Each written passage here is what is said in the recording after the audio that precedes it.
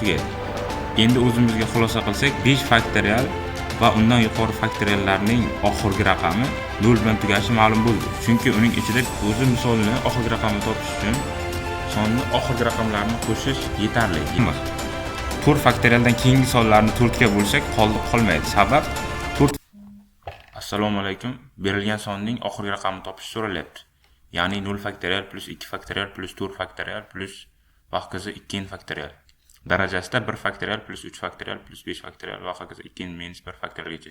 Ya'ni shu sonlarning yig'indisini shu darajaga oshirgandagi sonning oxirgi raqamini so'rayapti. Buning uchun birinchi o'rganib olishimiz kerak bo'lgan narsalarni ko'rib chiqamiz va keyin yana misolga qaytamiz. Faktorial, n faktorial degani 1 dan n gacha bo'lgan sonlarning ko'paytmasi. Misol tariqasida 3 faktorial bo'lsa 1 ko'paytirilgan 2 ko'paytirilgan 3 teng 6. 5 faktorial bo'lsa 1 dan 5 gacha bo'lgan sonlarning ko'paytmasi.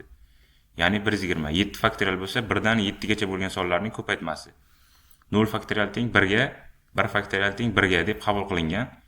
Endi misolimizga kerak bo'lgan narsa 0 faktorial plus 2 faktorial plus 4 faktorial ning oxirgi va hokazo davom etgani oxirgi raqamini topamiz.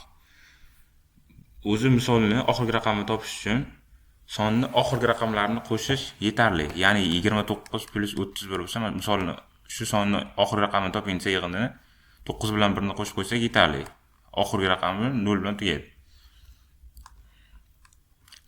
Endi bunda ham shunday qilamiz. 0 faktorial teng 1 ga, 2 faktorial 2 ga teng, 4 faktorial teng 24 ga. Endi keyingisi 6 faktorial plus 8 faktorial ularni o'rganamiz. Oxirgi raqam 6 faktorial teng 1 dan 6 gacha bo'lgan sonlarning ko'paytmasi. 5 ko'paytirilgan 6. Endi buni oxirgi raqami 0 bilan tugaydi. Buni isbotlash uchun mana 5 va 2 bor. 5 va 2 ning ko'paytmasi 10 ga teng. Ixtiyoriy sonni 10 ga ko'paytmasi oxirgi raqami 0 bilan tugaydi. Mana 5 faktorialga qaytsak, 5 faktorialda ham 2 bilan 5 bor. Ko'paytmasi 10 ga teng va uni songa ko'paytirsak, oxiri 0 bilan tugaydi. 7 faktorialda ham 2 bilan 5 bor. Buning ko'paytmasi 10 ga teng va ixtiyoriy sonni 10 ga ko'paytirsak, oxiri 0 bilan tugaydi.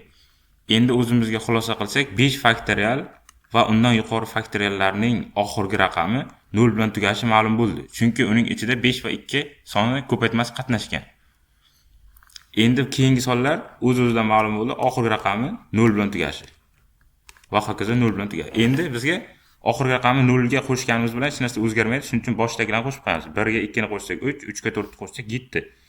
Shu sonning oxirgi raqami 7 bilan tugashi ma'lum bo'ldi. Endi misolimizga qaytamiz. Sonning, ya'ni berilgan sonning hozir oxirgi raqamini topdik.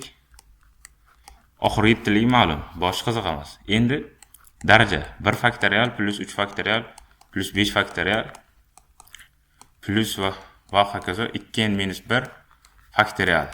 Endi daraja bo'yicha ishlaymiz. O'zi 7 ni qandaydir darajasini oxirgi raqamini topishda misol uchun ko'ramiz. Takrorlanishni topishimiz kerak edi. 7 nechta takrorlanadi? 7 ni birinchisi 7, 7 ni ikkinchisi oxiri 9 bilan tugaydi. 7 ni uchinchisi 7 ga oxiri 3 bilan tugaydi. 7 ni to'rtinchisi 1 bilan tugaydi. Ya'ni 4 tada takrorlanish ma'lum bo'ldi. Keyingisi yana 7 dan boshlanadi. 4 tada takrorlandi. Endi darajani 4 ga bo'lsak, davrini topib hisoblardik. Endi 192 ni 4 ga bo'lamiz, qoldig'ini hisoblashimiz uchun. 192 ni 4 ga bo'lsak 0, 0 qoldiq qolsa, har doim oxirgisi olinardi. 3 qoldiq qolsa 3-chi, 2 qoldiq qolsa 2-chi, 1 qoldiq qolsa 1-chi olinadi.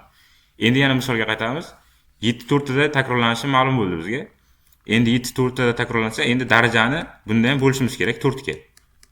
3 faktorial plus 5 faktorial va hokazo davom etganini bo'lamiz 4 ga. Endi 1 faktorial 1 ga teng, 3 faktorial 6 ga teng, 5 faktorial. 5 faktorial degani 1 dan 5 gacha bo'lgan sonlarning ko'paytmasi.